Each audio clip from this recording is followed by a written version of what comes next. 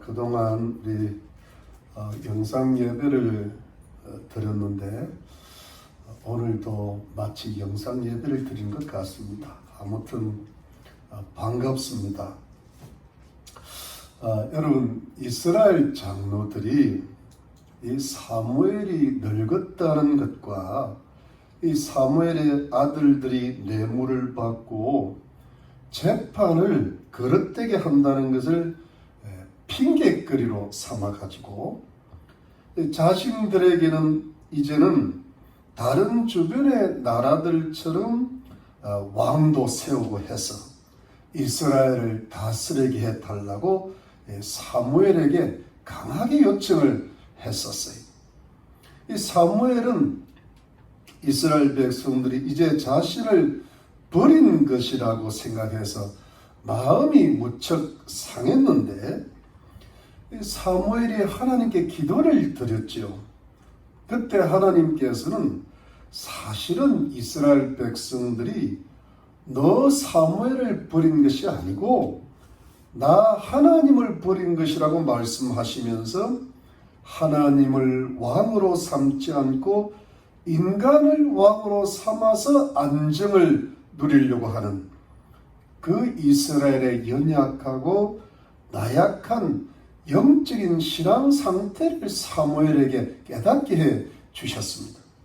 그러시면서 하나님께서는 인간을 왕으로 세웠을 때에 그 왕의 제도가 가져올 심각한 부작용과 큰 폐해를 말씀하시고는 이래도 굳이 왕이신 하나님을 버리고 인간으로 왕을 세워달라고 계속 고집 부리겠느냐고 사무엘을 통하여 이스라엘 백성들에게 강하게 경고를 하셨지요.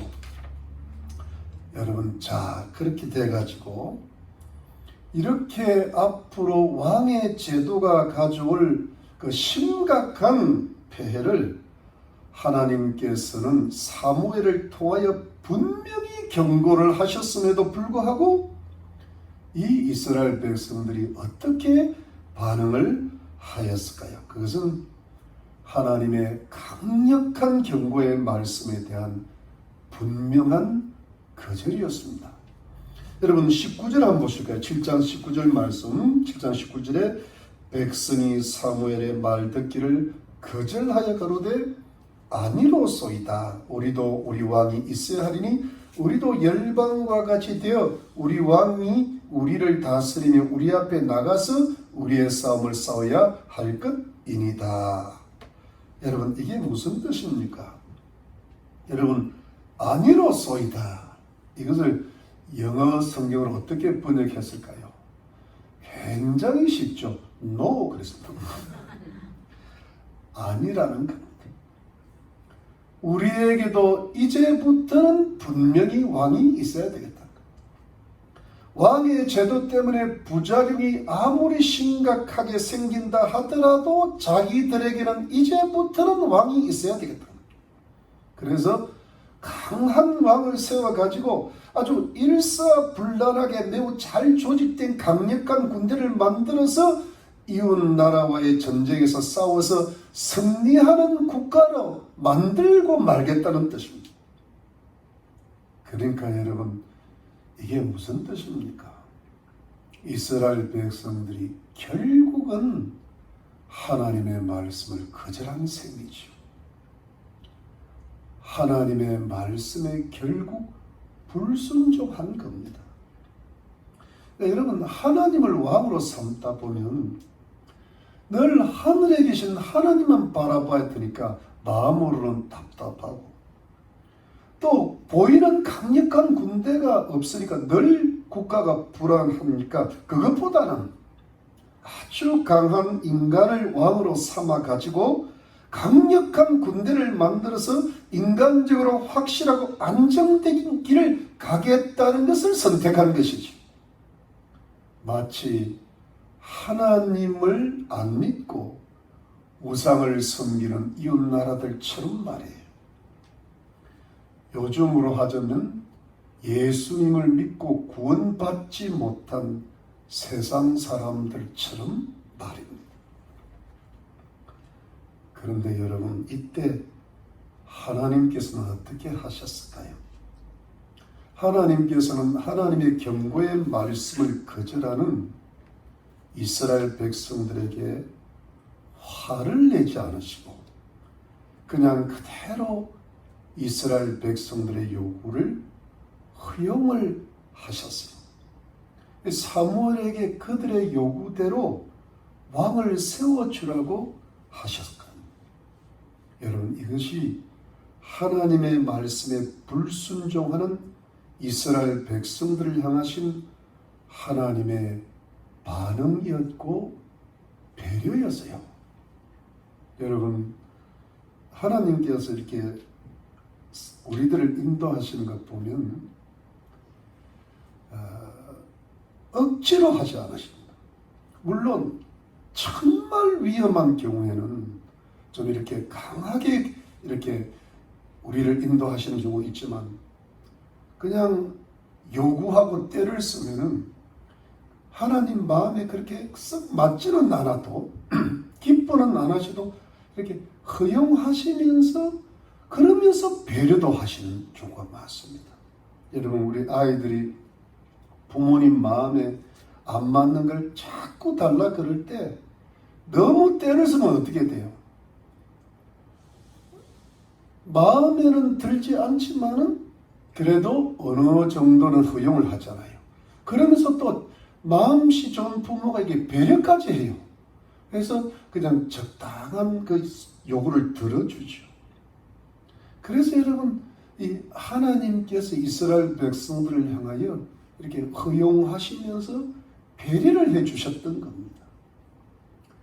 그래서 여러분, 이제 지금부터는 앞으로 하나님의 말씀의 스토리가 어떻게 전개가 되어가는 것일까요? 그것은 하나님께서는 경고하셨는데 하나님 말씀을 거절했고 여전히 자신의 고집을 꺾지 않았던 이스라엘 백성들을 그 요구를 허용하시고 배려하신 하나님께서 이제 그 요구대로 하나님께서 세워주시는 이스라엘의 왕의 이야기가 전개가 될 것입니다.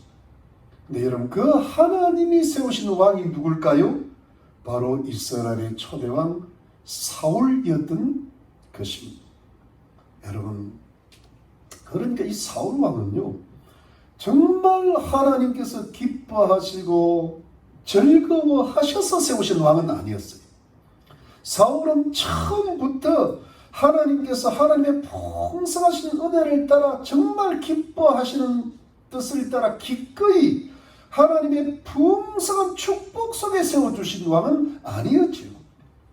왜냐하면 이스라엘 백성들의 영적인 상태가 하나님을 왕으로 섬기려고 하지를 않는, 하나님은 믿고 제사는 드리지만 하나님을 왕으로 삼지 않는 그 신앙이 연약하고 다소 타락한 상태에 있었지만 그럼에도 불구하고 하나님께서는 이스라엘 백성들의 인간 왕을 통해서라도 나라의 안정과 자신들의 평강을 얻으려고 하는 저들의 인간적인 요구를 이해하시고 그 요구를 허용하시고 배려하시고 들어주셨던 것이죠.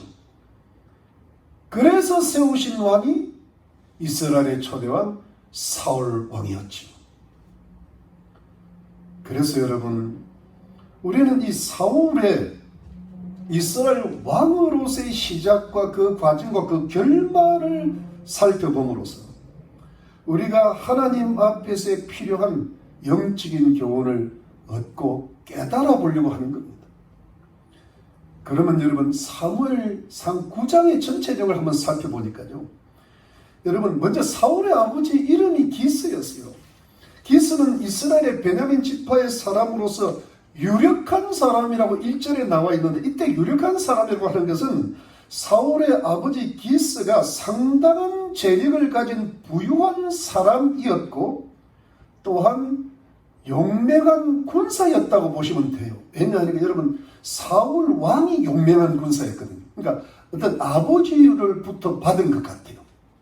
그런데 그 아들이 사울인데, 사울이 이스라엘의 남자들 누구보다도 뛰어난 준수한 소년이었고 그 키가 보통의 사람보다 머리 하나는 더 컸다고 하였어요. 여러분 이것이 이전에 나와 있는데 이것은 사울이 이스라엘의 왕이 되기에 손색이 없는 최고의 외모와 이스라엘을 적으로부터 구해낼 아주 크고 강력한 용사로서의 매우 인간적인 내력을 지녔다는 뜻입니다. 그런 아주 왕의 용모를 가졌다는 것이죠. 여러분 사울이 너무 잘생겼어요. 요즘 말로 하면 이제 미스터 이스라엘 정도 되겠죠. 아주 강한 용사였어요. 즉 이스라엘의 최고의 왕 제목이었던 겁니다. 그런데 그런 어느 날이었어요. 이 사울의 아버지 기스가 그만 암나기들을 잃어버린 사건이 발생했는데 여러분 이 고대 이 당시의 암나기들은 요즘 말로 하면요 비싸고 좋은 자동차에 해당되는 겁니다. 주로 귀족들이 자신의 위험을 과시하기 위해서 즐겨 타던 동물이었는데 특히 암나기들은 이 순나기에 비해서 값이 비싸다 그래요. 왜냐하니까 새끼도 낳고 마음이 온순하니까 타고 다니기 편안하게 여러분 이 롤즈 로이스처럼 편안하게 가는 그게 암나기. 즉 암나기들은 높은 신분의 사람들의 중요한 운송수단이었던 것이죠. 요즘으로 말하면 이런 좋은 자동차들을요 한꺼번에 몇 대를 잃어버렸다는 겁니다. 이 도둑이 가져갔던지요. 당시로서도 아주 결코 작은 일이 아니었죠. 그러니까 이 기스가 아들 사울에게 사환 하나를 딸려 보내면서 암나기들을 찾아오라고 했던 겁니다. 그래서 사울은 아버지의 명을 쫓아서 사환과 함께 에브라임 산지와 살리사 땅과 사알림 땅과 베냐민 지파의 땅을 한 바퀴 빙 돌면서 두루두루 찾아다녔던 겁니다. 여러분 이 에브라임 산지라는 곳이 나오는데 이 에브라임 산지는 성경에 자주 등장하는 지명인데요. 이 에브라임 산지가 중요한 지역이에요. 왜냐하면 가나안 땅 중부의 구릉지대입니다. 이 산지의 북쪽에는 에브라임 지파가 살았고 남쪽에는 베냐민 지파가 살았는데 그러니까 사울과 사환이 아버지의 암나기들을 찾으려고 북쪽으로 에브라임 지파의 땅까지 올라갔다가 빙 돌아서 다시 남쪽으로 베냐민 지파의 땅까지 내려왔다는 뜻이죠.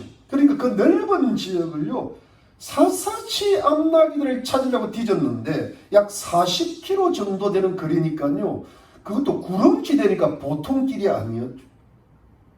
그런데도 결국 잃어버린 암나기들을 찾지를 못하였죠. 그러다가 사울이 오히려 암나기들을 찾는 것은 고사하고 오히려 자기들이 안전한지를 걱정하는 아버지가 생각이 나가지고 기스가 걱정할까봐 이제 암나기들을 그만 찾고 빨리 아버지께로 돌아가자고 했던 겁니다.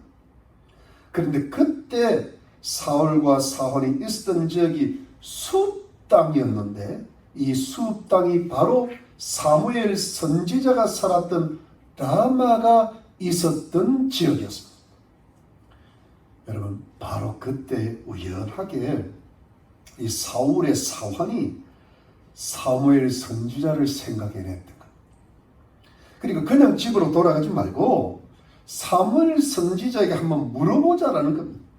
사무엘 선지자는 아주 존경할 만한 하나님의 사람이니까 그분이 하는 말마다 반드시 다 응답이 되니까 한번 가서 암나기들을 어디로 가면 찾을 수 있는지 한번 물어보자라는 것이죠.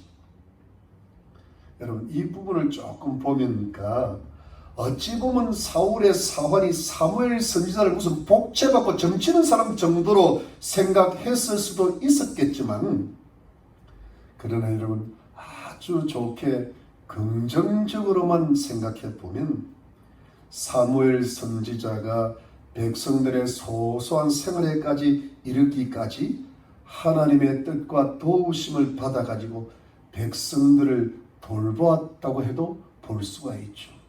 그렇잖아요. 우리 또 요즘 보면 뭐 이런 생활의 소소한 문제들 있을 때 그렇잖아요. 자동차 잃어버릴 때 기도해달라 그러지 않겠어요?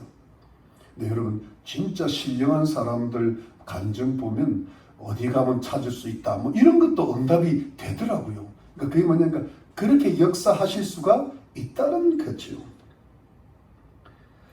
그래서 여러분 이 사울과 사헌이 조그만 예물을 하나 준비해가지고 사무엘 선지자를 만나러 라마성으로 향하게 되었는데, 그러다가 라마성으로 올라가는 비탈길에서 물 기르러 내려오는 소녀들을 만나서 이야기를 듣는 거예요. 항상 이럴 때 물 깃는 소녀를 만나게 돼 있어요.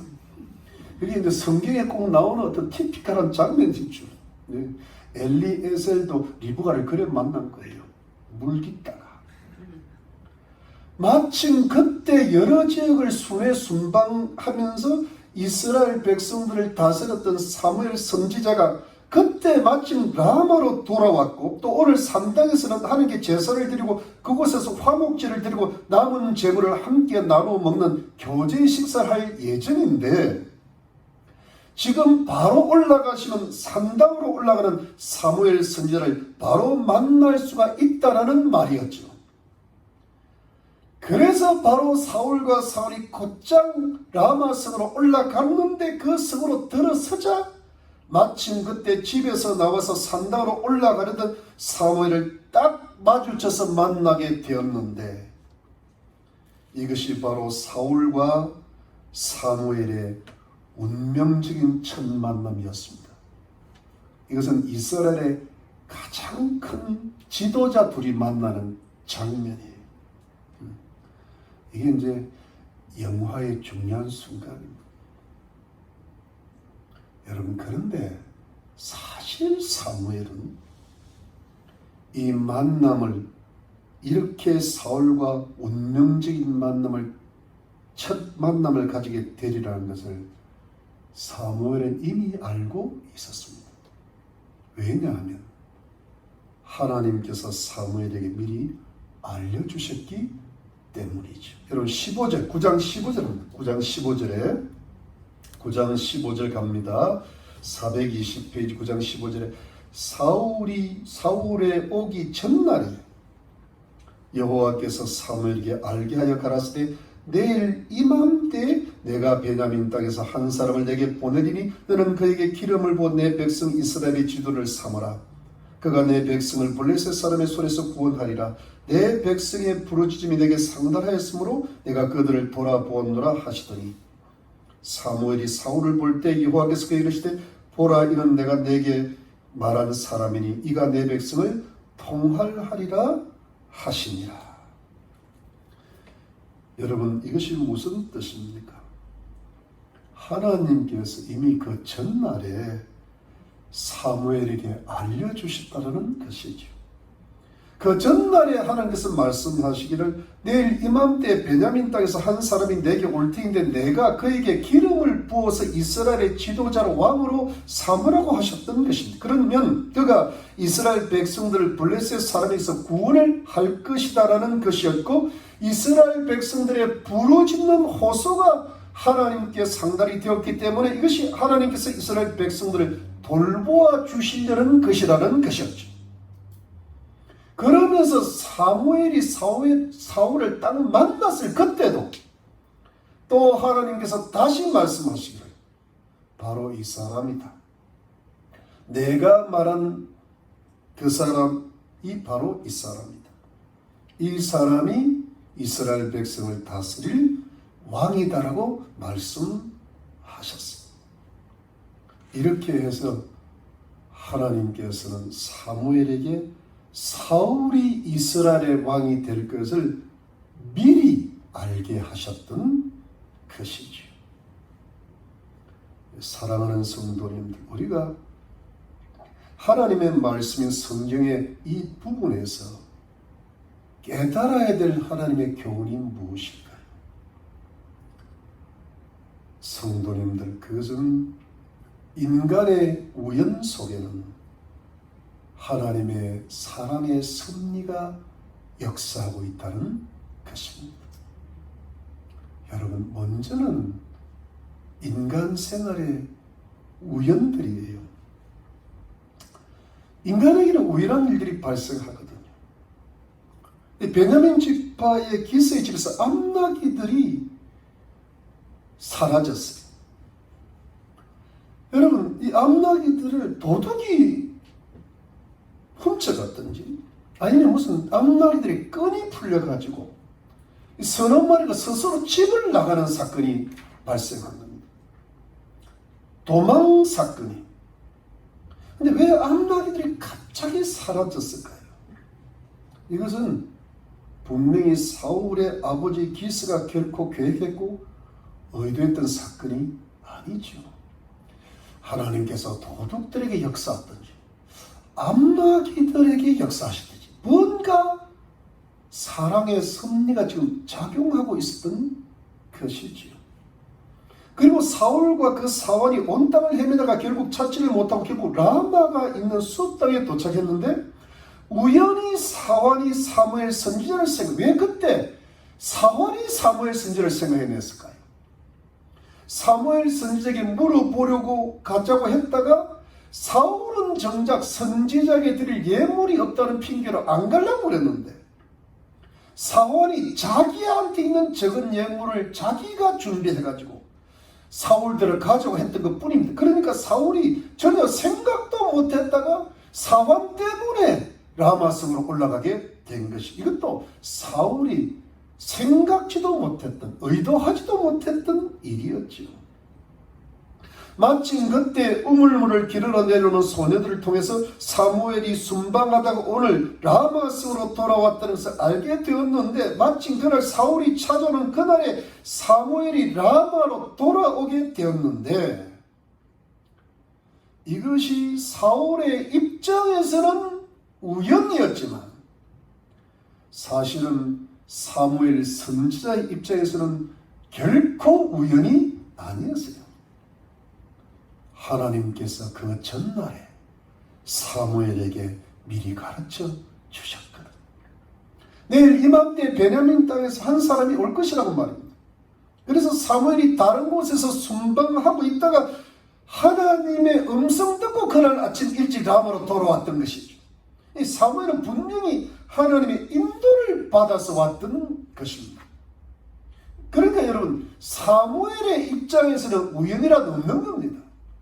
여러분, 하나님 백성들의 입장에서, 영적인 백성들의 입장에서는 우연은 없습니다. 참새가 한 마리가 떨어져도 하나님의 뜻 가운데 떨어지는 겁니다.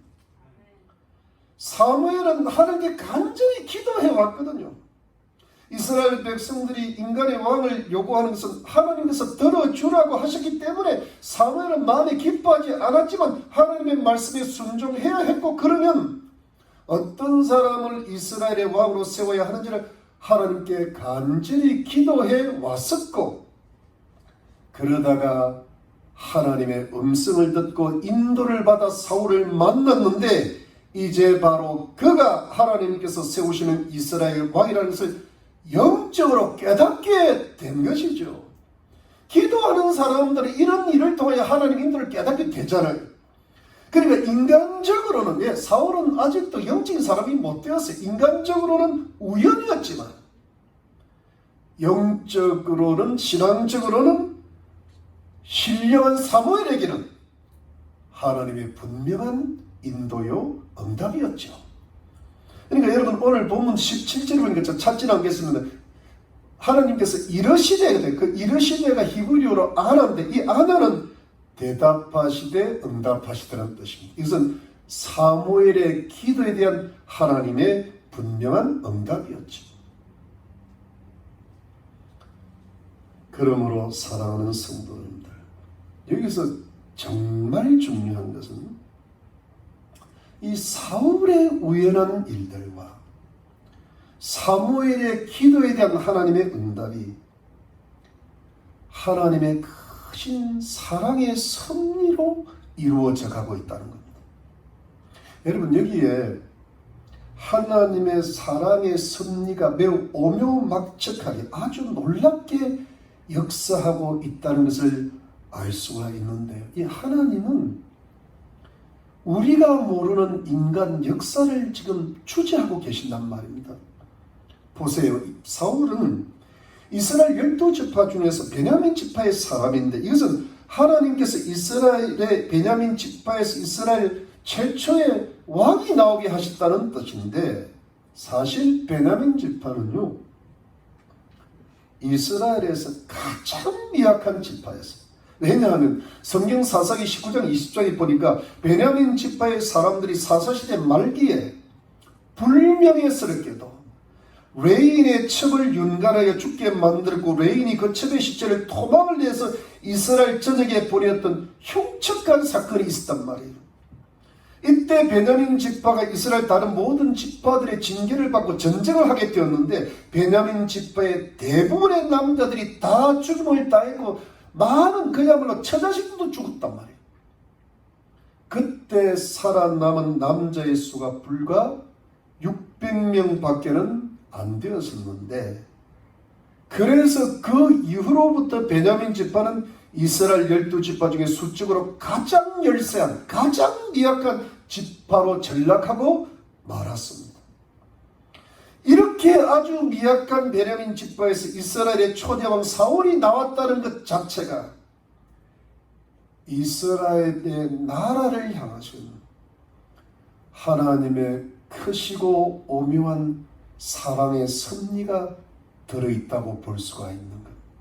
왜냐하면 그것은 크고 작은 가장 작은 미약한 지파인 베냐민 지파에서 가장 먼저 이스라엘의 왕이 나옴으로써, 여러분, 나머지 지파들 각자 나름대로 강하고요, 자존심도 있고, 지파들 간의 상호 경쟁이나 지파들 간의 시기와 견제 등을 최소화하고 각 지파 간의 화합을 이룰 수가 있었기 때문입니다.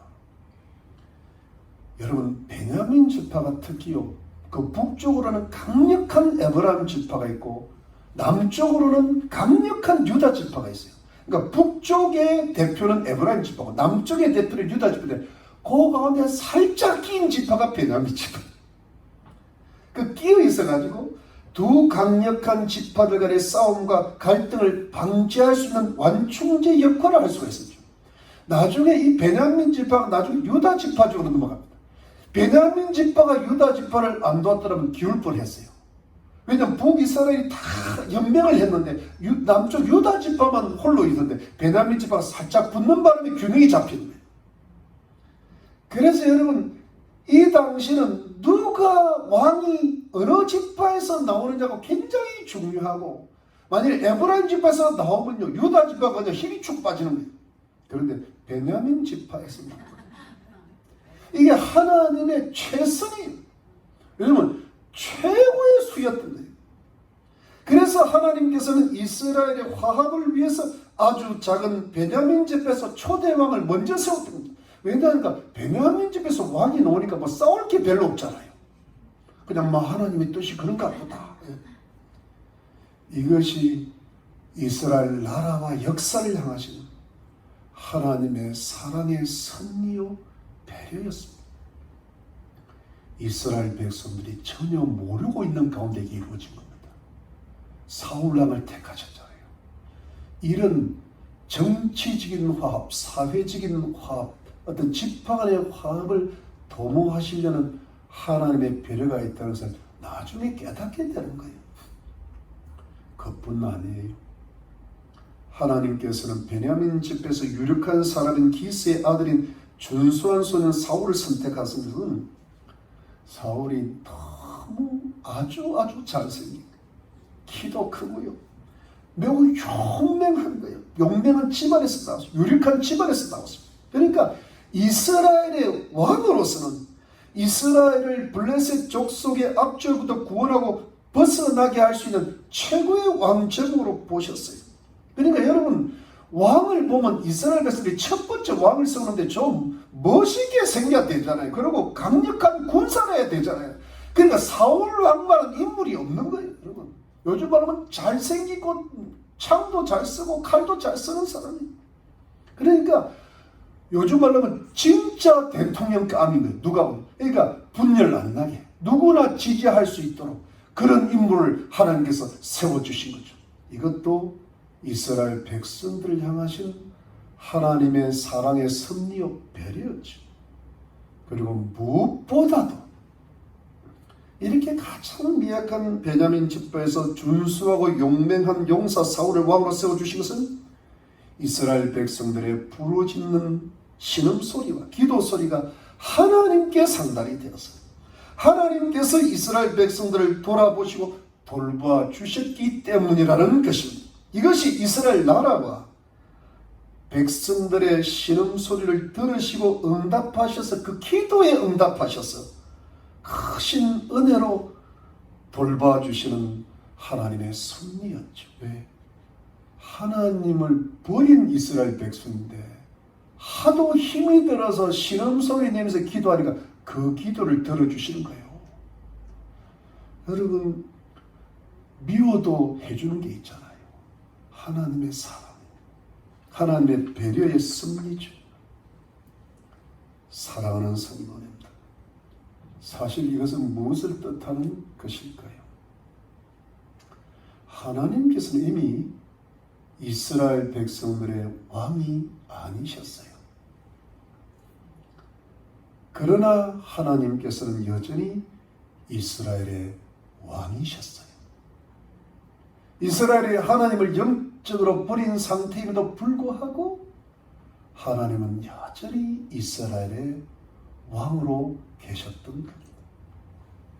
이것이 인간의 우연들을 통해서 또 인간들이 미처 깨닫지도 못하고 계획하지도 못하고 의도하지도 못했던 일들을 통해서라도 하나님께서는 인간의 역사와 우연의 배후에서 여전히 이스라엘 백성들을 인도하시고 통치하시고 사랑으로 섭리하고 계셨던 실제적인 왕이셨다는 겁니다. 어떻게 이것이 가능한 일이었을까요? 하나님께서는 여전히 이스라엘의 왕이시기 때문이에요. 하나님은 왕이십니다. 여전히 우리들의 왕이시기 때문에 하나님께서 여전히 이스라엘 통치하고 계셨죠. 인도하고 계셨습니다. 이스라엘이 버렸는데도 말입니다. 하나님께서는 여전히 우리들을 인도하시고 통치하고 계시는 우리들의 왕이신 겁니다. 그런데 여러분, 정작 무엇이 문제였을까요? 이스라엘 백성들이 하나님을 왕으로 인정을 안 했던 겁니다. 영적으로는 하나님을 왕으로서는 버린 그런 신앙의 상태였습니다.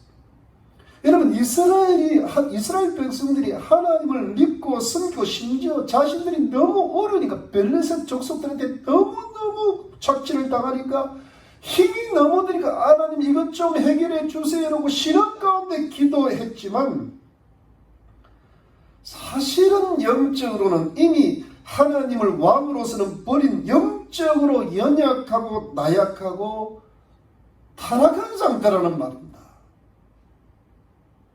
마치 요즘 하나님의 백성들이 구원의 은총을 받았으면서도 하나님의 인도를 받지 않고 하나님을 자기 인생의 주인으로 모시지 않는 것처럼 말이에요.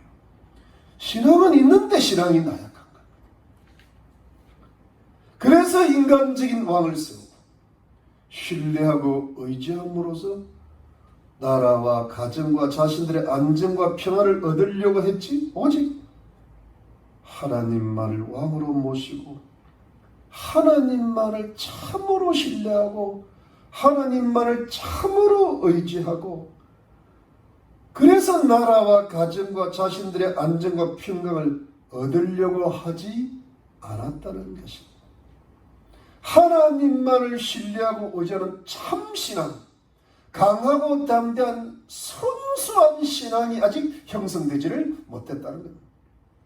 그래서 하나님께서는 왕으로서 인정을 못 받고 대접을 못 받으시고 영광을 못 받으시고 높임과 찬양과 그 하나님의 이름에 맞는 그 뜨거운 사랑을 받지를 못했던 거예요. 그런데 그럼에도 불구하고 여러분, 하나님께서는 하나님을 왕으로 거절하는 백성들의 요구를 허용하시고 배려하시면서까지도 하나님께서 아주 기뻐하시지 않는 인간의 왕을 세우시는 과정을 통해서라도 인간적인 우연을 통해서라도 이스라엘의 배후에서 인간의 배후에서 우리의 배후에서 신실하신 하나님의 종들 믿음의 사람들의 기도를 들으시고 그 기도를 통해서 이스라엘 백성들이 모르는 사이에 그 배후에서 이스라엘 백성들을 사랑으로 돌봐주시고 인도하시는 하나님의 신실하신 사랑의 섭리를 이루어 나가고 계셨고, 사람들에게는 버려졌지만 왕 대접을 못 받으시는 하나님이셨지만 하나님께서는 그 하나님을 버린 그 사람의 배후에서라도 그 사람의 우연들을 통해서, 신앙의 사람들의 기도를 통해서, 가족들의 기도를 통해서 자신을 버렸던 그 사람의 왕의 역할을 그대로 여전히 신실하게 계속해서 감당하고 계셨던 것입니다. 그러므로 사랑하는 성도님들, 우리는 무엇을 깨달아야 되는 겁니까? 그것은 우리를 향하시는 하나님의 크시고 오묘하신 사랑과 섭리를, 그 긍휼을 영적으로 깊이 깨달으셔야만 한다는 겁니다. 무엇을 깨달아야 되는 걸까요? 우리는 부족하고 연약하지만 우리를 향하신 하나님의 사랑과 긍휼은 지금도 우리의 배후에서 역사하고 계신다는 겁니다. 여러분, 하나님께서 우리들을 사랑하시고 우리들을 인도하시고 우리들을 때려따라 돌보시고 축복해 주시는 것 중에 많은 것들은 결코 우리가 하나님을 따갑게 사랑했거나 하나님만을 신뢰하고 하나님만을 의지하고 하나님만을 온전히 섬겼기 때문만은 아닌 겁니다. 우리가 하나님 말씀에, 하나님 마음에 들도록 순종했음만은 아니에요. 물론 우리가 최선을 다했었고 또 어떤 주님을 따갑게 섬긴 열매로서 하나님께서 축복을 크게 주시는 경우도 많이 있죠. 하나님께서 심은 대로 여러 배로 갚아주시는 분이시니까요. 그러니까 여러분, 그것이 큰 감정으로 나오는 경우들이 많거든요. 그런데 여러분, 그럼에도 불구하고 우리들의 많은 경우는 우리가 하나님을 믿고 예배 드리고 심지어 하나님께 기도도 드리고 주님을 봉사한다고 섬겼지만 하나님 보시기에는, 거룩하신 하나님 보시기에는 우리들의 영적인 상태가 사실 너무 연약하고 하나님만을 진실로 나의 왕으로 섬기지 못하는 부분도 많고 세상에 보이는 것들을 너무 많이 사랑하고 의존하면서 하나님만을 신뢰하고 의지하는 경우가 많았고 있었어도 하나님께서는 영적으로 나에게 버림받는 경우가 많았으면서도 마음이 너무 아프시면서 성령께서는 근심하셨지만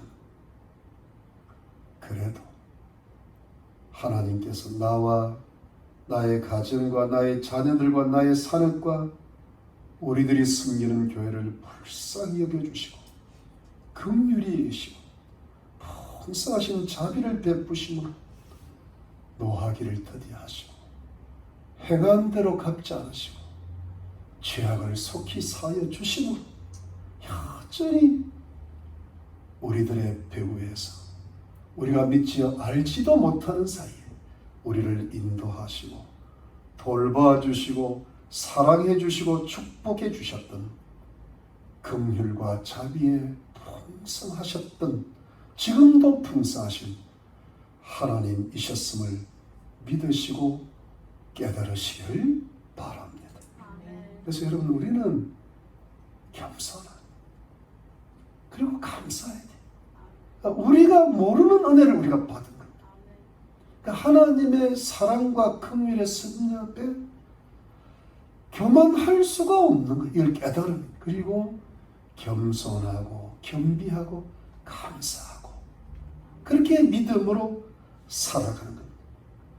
나의 나된 것은 하나님의 은혜라고 했던 이 사도 바울의 신앙 고백처럼 물론 내가 잘해서 하나님께서 축복하시고 도와주실 것도 물론 있지만 그러나 많은 경우에는 내가 부족하고 연약하고 죄를 지어서도 하나님께서 나를 불쌍히 여기시고 사랑하셔서 오늘 내가 이 자리에서 예배 드리는 것이고 이런 정도에까지 하나님의 은혜와 축복을 누리고 있다는 것을 믿음으로 믿고 그 영적으로 깨달으시고 더욱더 하나님의 그 사랑의 섭리를 내 가슴에 품고 항상 겸손하시고 겸비하시고 감사하시기를 권면드리고 부탁을 드리는 것입니다. 물론 사랑하는 성도님들, 하나님의 사랑 앞에 겸손하시면서도 우리가 잊지 말아야 될 것은 하나님을 왕으로 자꾸 모셔드리려고 해야 돼요. 우리는 마음의 중심에 죄가 있기 때문에 자꾸 하나님을 밀어내려는 경향이 많거든요. 욕심도 있고 또 하나님 외의 걸 가지고 자꾸 안정을 누리려고 그러는데 그것을 자꾸 하나님을 내 마음의 중심의 주인으로 왕으로 내 가정의 주인으로 모셔드리고 하는 그 참된 신앙을 돌아오는 그것을 노력을 해야 돼요. 자꾸 회개죠. 여러분 회개가 가장 중요한 게 돌아오는 게 돌아오는 그러니까 하나님을 내 왕으로 삼는 것으로 돌아오는 건데 여러분 회개 운동, 이 회개가 신앙의 중심이에요. 무슨 치유도 회개 이후에 일어나는 거고 축복도 회개 이후에 일어나는 거고 마음의 평강도 회개하면 일어나는 거고 그러니까 회개하라 천국이 가까웠다 그랬잖아요. 그러니까 정말 하나님은 뭘 원하시는가 하면 너의 중심에 나를 두라는 거예요. 너의 중심에 다른 걸 절대로 두지 말라. 무슨 아무리 내가 준 아들이라도 두지 말라 그랬잖아요. 그게 아브라함에게 주신 이삭도 받지라 그랬죠. 그게 뭐냐면 하나님을 왕으로 삼으라는 거예요. 왜냐면 우리는 자칫하면 부패하기 쉬우니까 이 세상을 살다 보니까 그럴 수 있습니다. 근데 자꾸 하나님으로 돌아가는 이 운동 이것이 뭐냐니까 하나님께서 가장 기뻐하시는 참되고 순수하고 헌신된 신앙으로 돌아오는 이 신앙을 추구하는 믿음의 길인 줄로 믿으시기를 바랍니다. 이것을 주님이 원하시네. 나를 좀 사랑해달라. 나를 좀 주인으로 섬기달라. 이것이 우리가 계속 추구해 나갈 하나님의 사랑과 긍휼을 입으면서도 이걸 또 추구해 나가는 거예요. 여러분 왜냐하면 사울에게 행하신 하나님의 은혜가 참 넘쳤어요. 이스라엘 백성들을 향하신 하나님의 풍성한 은혜가 있었죠. 그런데 여러분 왜 제가 이렇게 말씀을 드리냐 하면 사울을 향한 하나님의 은혜는 끝까지 오래가지는 못했어요. 사울 왕이 있어서도 이스라엘이 블레셋에서 완전히 벗어나지를 못해요. 언제 벗어났습니까? 다윗 왕 때에 가서 벗어난 거예요. 결국 하나님을 진정한 나의 왕으로 모시지 못하면 결코 모든 것이 완전해지지는 않아요. 하나님의 긍휼과 사랑은 여전히 평생 동안 넘치시지만 아주 좋은 열매는 맺지는 못하고 아주 크신 풍성한 하나님의 축복은 없게 되는 것이죠. 그러므로 사랑하는 성도님들 항상 우리를 향하신 하나님의 긍휼에 넘치시는 사랑의 승리를 깨닫고 늘 겸손하고 겸비하고 감사하고 주를 섬기시면서 동시에 하나님을 나의 진정한 왕으로 삼고 하나님을 나의 주인으로 삼고 하나님만 신뢰하고 하나님만을 의지하는 참되고 순수한 신앙의 경주를 게을리하지 않으심으로 말미암아 하나님의 크신 은혜와 축복이 끝까지 우리 인생과 우리 자녀들과 우리 가정과 우리 범사에 끝까지 계속해서 넘치고 풍성하게 되게 하실 줄로 믿으시기를 예수 그리스도 이름으로 축원합니다.